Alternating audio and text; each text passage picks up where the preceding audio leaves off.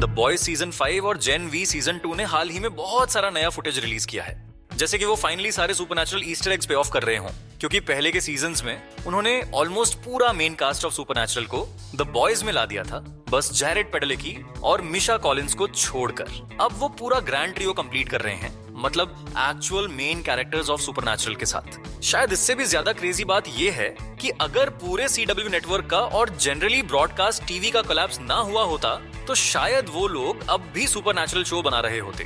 Comic cone के trailer में उनका और भी फुटेज था और काफी बातें हुई द बॉयज सीजन 5 और जेन वी सीजन 2 के बीच कनेक्शंस को लेकर, बिल्कुल वैसे ही जैसे उन्होंने सीजन 1 के साथ किया था द बॉयज सीजन 4 के दौरान। द बॉयज सीजन 5 के एपिसोड्स अगले साल आएंगे और उसके बाद आएगा The Boys spin off series Jensen Ackles के सोल्जर बॉय और स्टॉर्म फ्रंट के लिए। जेंसन एक्ल्स का शो बिल्कुल अलग होगा, 1950s में सेट वॉट की क्रिएशन के बाद। वो इसके बारे में कॉमिक कॉन में भी बात कर रहे थे। एक और सरप्राइज, द बॉयज यूनिवर्स का अगला अनहिंज्ड चैप्टर वॉट राइजिंग। हाँ, मुझे भी नहीं पता मैं अभी क्या पढ़ रहा हूँ। ये अमेजिंग है। प्रोड्यूसर्स अभी स्क्रिप्ट्स लिख रहे हैं। ये एक लूरिड पल्प सागा प्रीक्वल होगा जो न्यूयॉर्क सिटी में 1950s के शुरुआत में सेट होगा और दिखाएगा कॉर्पोरेशन के हम्बल लेकिन diabolical beginnings.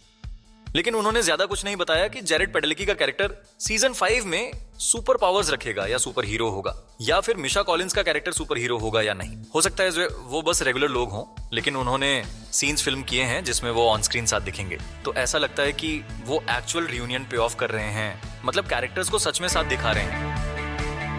Homelander marble steps पर चढ़ रहा है और कार्ल अर्वन दरवाजा तोड़कर अंदर आता है। याद है सीजन 4 के एंड में उसने सेंटिएंट ट्यूमर पावर्स देखी थी जिसे जेफरी डीन मॉर्गन ने प्ले किया था, जो उनका in universe version of monkey था। लेकिन वो एक्चुअली बस उसकी मेमोरी थी और वो ट्यूमर उस पर एक्ट कर रहा था क्योंकि उसने कंपाउंड वी लिया था। कंपाउंड वी उस पर काम नहीं किया, उसने ट्यूमर पर काम किया और ट्यूमर को पावर्स दे दी। सीजन 4 के एंड में ये भी इंपॉर्टेंट था कि बुचर होमलैंडर और उसके लैकीज से बच निकला था। उसके पास एंटिक्स कंपाउंड का सीरम भी था जिसे उसने सीजन के इवेंट्स के दौरान रिक्रिएट किया था। तो मतलब कंपाउंड वी वेपन अभी भी सीजन 5 में एग्जिस्ट करता है। अब उनके पास एक और चीज है जिसे वो प्रोजेक्ट ओडेसा कह रहे हैं। ये कोई फॉर्मूला है जो वॉट ने 1960s में बनाया था। इसके बारे में हम बात करेंगे क्योंकि ये सीजन 2 का दूसरा बड़ा मैकगफिन है और एक और बड़ा क्रॉसओवर पॉइंट भी है।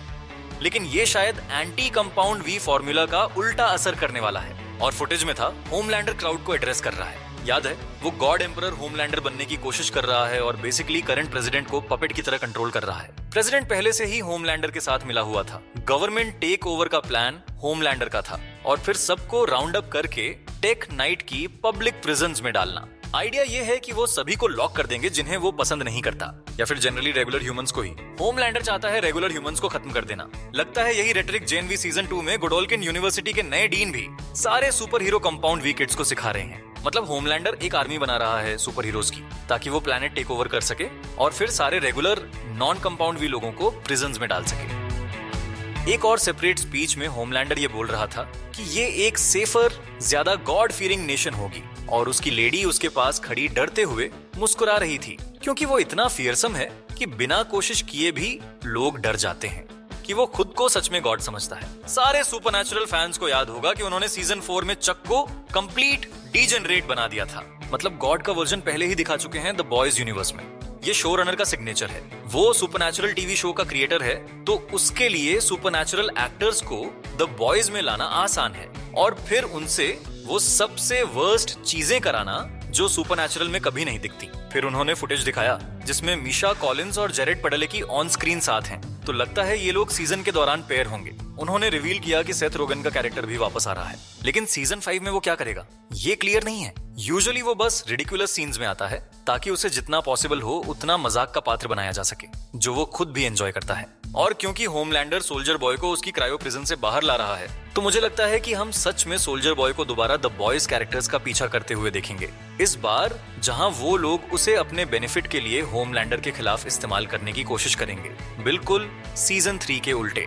मतलब अब हालात पलट गए हैं। अब जब बात आती है उस बड़े मैकगफिन की, तो प्रोजेक्ट ओडेसा उस मेमो में लिखा था जो उस लैब के अंदर था जहां होमलैंडर को एक बच्चा रहते हुए क्रिएट किया गया था, एक टेस्ट ट्यूब बेबी की तरह। वो वहीं गया था सीजन 4 में ताकि उन सारे साइंटिस्ट्स को मार सके जो उसकी खराब अपब्रिंगिंग के लिए जिम्मेदार थे, मतलब उनसे बदला लेने के लिए। अगर आपको रियल वर्ल्ड हिस्ट्री के बारे में ज्यादा पता नहीं है तो बता दूं कि वॉट की काफी हिस्ट्री असल में वर्ल्ड वॉर 2 और नाजीज पर आधारित है। असल में एक नाजी साइंटिस्ट था जो बाद में ऑपरेशन पेपर क्लिप के जरिए अमेरिका में आ गया और उसी ने वॉट अमेरिका बनाई और अमेरिकन्स के लिए कंपाउंड वी डेवलप किया।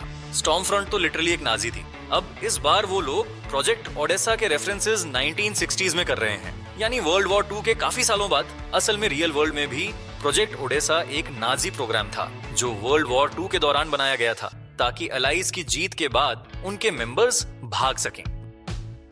बॉयज यूनिवर्स में दिखाया जा रहा है वो लोग एक कैरेक्टर लाने वाले हैं जिसका नाम है थॉमस कोडोकान, जो जेन वी सीजन 2 ट्रेलर में भी दिखा था। 1960s में वो एक बिहेवियरल साइंटिस्ट था जो वॉट के लिए प्रोजेक्ट ओडेसा पर काम कर रहा था। वो लोग कहते हैं कि 1960s में किसी अननोन रीजन की वजह से प्रोजेक्ट ओडेसा पर काम करने वाले सारे साइंटिस्ट्स मर जाते हैं क्योंकि वो खुद पर ये सीरम टेस्ट करते हैं और ये प्रोजेक्ट 65 में हॉल्ट हो जाता है। उसके तुरंत बाद वो वॉट के साथ मिलकर बुडोकन यूनिवर्सिटी बनाता है जो वही नाजी साइंटिस्ट ने बनाई थी जिसने वॉट अमेरिका और कंपाउंड वी बनाया था। फिर वो स्कूल को कवर के तौर पर इस्तेमाल करते हैं ताकि टेस्टिंग और बाकी अलग अलग एक्सपेरिमेंट्स कंटिन्यू कर सकें। पैरोडी है प्रोफेसर एक्स के जेवियर्स यूनिवर्सिटी और एक्समैन मूवीज की। बॉयज यूनिवर्स में असल में इविल एक्समैन भी हैं, लेकिन उन्हें कहते हैं जी-मैन। अब ऐसा लगता है कि इन फ्लैशबैक्स में थॉमस गुडॉल किंग ये पाता है कि ये सीरम नॉर्मल लोगों के लिए बेहद लीथल है, कंपाउंड वी से भी कहीं ज्यादा घातक। वो लोग इसे खुद में इंजेक्ट कर रहे हैं, शायद एक और कोशिश में गोल्डन सेंचुरी सीरम बनाने के लिए, जो एक अल्ट्रा पावरफुल वर्जन है कंपाउंड वी का, जैसे सुपर सोल्जर सीरम की पैरोडी। शायद प्रेजेंट डे में वो लोग इस टेस्टिंग को फिर से शुरू करते हैं और ये होमलैंडर की प्लान का हिस्सा है, यानी वो एंटी ह्यूमन सेरम बनाने की कोशिश कर रहा है। जेन वी सीजन 2 फुटेज में और भी चीजें हैं जहां वो मरी मरो को कह रहे हैं कि वो होमलैंडर जितनी पावरफुल हो सकती है। मुझे लगता है वो लोग इम्प्लाई कर रहे हैं कि उसके पास ओमेगा लेवल पावर्स हैं जो अभी तक उसे खुद भी नहीं पता, यानी वो सिर्फ ब्लड बेंडर नहीं है बल्कि उससे कहीं ज्यादा। उसके पास बायोकिनेटिक पावर्स हैं जिससे वो लोगों को एक बहुत ब्रॉडर और ज्यादा ताकतवर लेवल पर कंट्रोल कर सकती है। आमतौर पर जब भी होमलैंडर के खिलाफ किसी और सुपर पावरफुल सुपर हीरो को टीज किया गया है, जैसे सोल्जर बॉय, तो हाँ वो पावरफुल था, लेकिन होमलैंडर को रोकने के लिए उसे भी मदद चाहिए थी। जैसे सीजन 3 में बुचर, जिसके पास उस वक्त कंपाउंड भी पावर्स थी, और ह्यूगी, जिसके पास भी पावर्स थी। 3 लोग मिलकर होमलैंडर को बस कुछ सेकंड्स के लिए रोक पाए थे। कॉमिक्स में असल आइडिया यही था कि होमलैंडर जितना पावरफुल कोई नहीं है, मतलब उसे मार पाना असंभव है। उसे मारने वाला सिर्फ होमलैंडर खुद ही हो सकता है। बहुत लोग ब्लैक नोयर और कॉमिक्स के बिग ट्विस्ट के बारे में बात कर रहे थे, लेकिन टीवी शो में वो लोग क्लियरली एकदम अलग डायरेक्शन में चले गए हैं। शो क्रिएटर ने भी कहा है कि वो कॉमिक्स वाला ब्लैक नोयर ट्विस्ट नहीं करेंगे, लेकिन मुझे लगता है वो रायन को एक मेजर डिटरेंट के तौर पर सेटअप कर रहे हैं होमलैंडर के खिलाफ, और उसके ऊपर एक और ट्विस्ट भी होगा। मतलब ये सिंपल नहीं होगा कि बस रायन सुपर बॉय बनकर सुपरमैन होमलैंडर को मार दे, क्योंकि इस बार बहुत सारी चीजें हो रही हैं। ये नया फुटेज, कॉमिक कॉन में दिखाई गई सारी डिटेल्स और बॉयज सीजन 5 के बारे में जितनी भी चीजें रिवील हुई हैं, तो आप अपने रिएक्शंस और सवाल कमेंट्स में जरूर बताइए। मुझे पता है सब ये जानना चाहते हैं कि जेनसन एक्ल्स सोल्जर बॉय, जैरेड पेडेलेकी, मिशा कॉलिंस और बाकी सारे सुपरनैचुरल एक्टर्स के साथ क्या होने वाला है। क्या हम इन्हें एक साथ स्क्रीन पर देखेंगे या बस अलग अलग कॉम्बिनेशंस में। जेनसन एक्ल्स का सोल्जर बॉय शो भी एक बड़ा मौका है सुपरनैचुरल रियूनियंस के लिए। द बॉयज सीजन 5 के 1 साल बाद, ताकि बॉयज खत्म होने के अगले साल भी उनके पास रिलीज करने के लिए कुछ हो। तो अगर आप और एक्टर्स को उस शो में देखना चाहते हैं तो बताइए कौन कौन आपके विश लिस्ट में है, और मिलते हैं अगले वीडियो में। Thank you so much for watching.